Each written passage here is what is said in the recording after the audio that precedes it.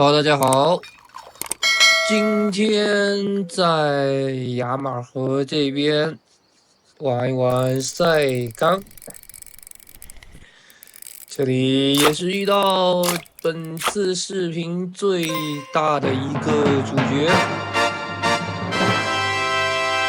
这条蓝冠图门江西灵龟也是非常之不容易。众所周知，在雅马河，无论是赛钢还是路亚的玩法，基本都是非常难以拿到一条奖杯鱼。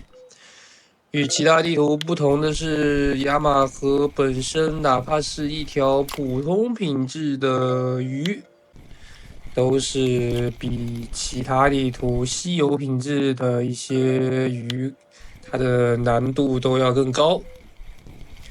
那处于一个这种状态下，而且雅马河并没有一个比较稳定的产出，例如说一些固定的点位、固定的搭配，能够有比较稳定的效果。这个情况在其他地图可能可以实现。但是如果说是雅马河的话，基本是没有一个很好的办法，可以有一个比较稳定的产出。所以绝大部分雅马河的鱼的话，基本都是靠数量堆砌而得到的奖杯。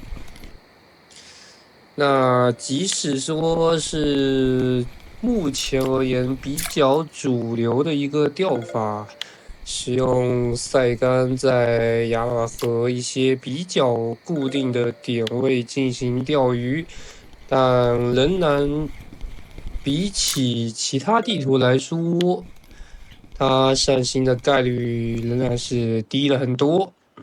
所以这一次的图门江细鳞龟完全就是一个意外。我在这边大概钓了2个半小时，前期的鱼饵搭配也是比较的常规，使用草蜢加上屎壳郎，那这个也是一个老搭配。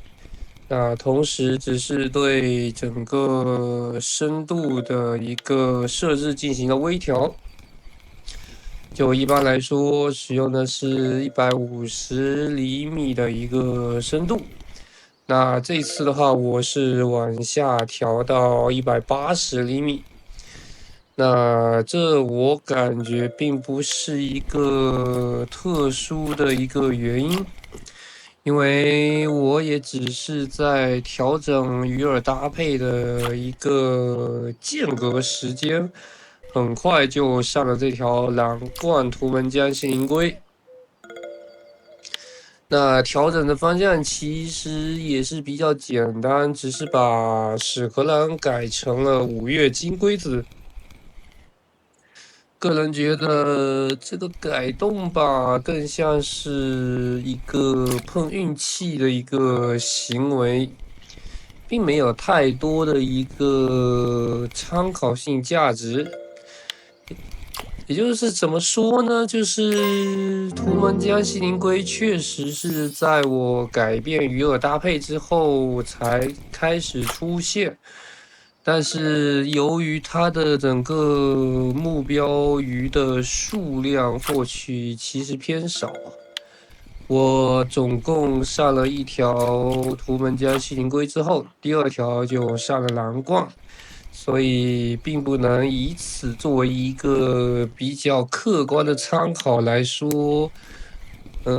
上图门江细鳞龟就是一个固定的一个鱼饵搭配。因为基本在这边用赛竿钓鱼的人，基本都是可以开启三明治钓组，也就是使用双饵。那在这种情况下的话，搭配其实有很多种。个人的一个建议是，在钓鱼站当中，所有昆虫饵的话，大于4克以上的饵料，其实都可以准备一些。在常规的一个鱼饵搭配，它的作用并不是特别明显的时候，可以尝试更改其中一种昆虫饵，来换成同级别重量的一些类似蟋蟀啊、五岳金龟子之类的一些昆虫。那可能会对整体的晒干鱼口有所改变。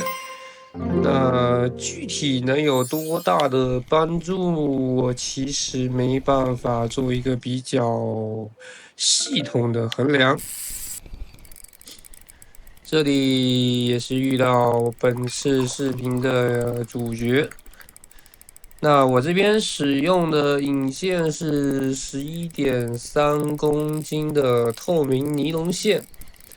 那相对于9.6公斤的尼龙线的话，稍微大一点，但是它的鱼口速度并不会有明显的削减。同时，在整个对鱼卸力的过程以及整体的控鱼能力上是有稍微的一些提升。所以整个拉鱼的过程并不是很困难，也可以看出大概9公斤以上的鱼在11.3公斤的引线下，其实并没有太大的一些压力，因为我使用的是一套顶配的一个设置，所以基本上而言，像主线的整个容量。也就是线杯的话是比较巨大的，因为我使用的是高尔夫3万线杯的一个鱼轮，那这个鱼轮基本是可以完全的装满600米的主线。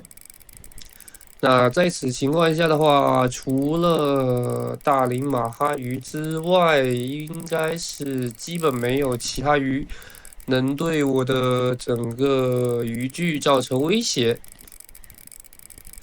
所以基本上大概2、3分钟就可以将这条鱼拉上岸，并没有太多的难度。这条图门江西灵龟也是亚马河的一个特产鱼之一，同时呢，这条鱼的稀有程度也堪比大林马哈鱼。可能在整个获取难度上，甚至是可以超越大林马哈鱼。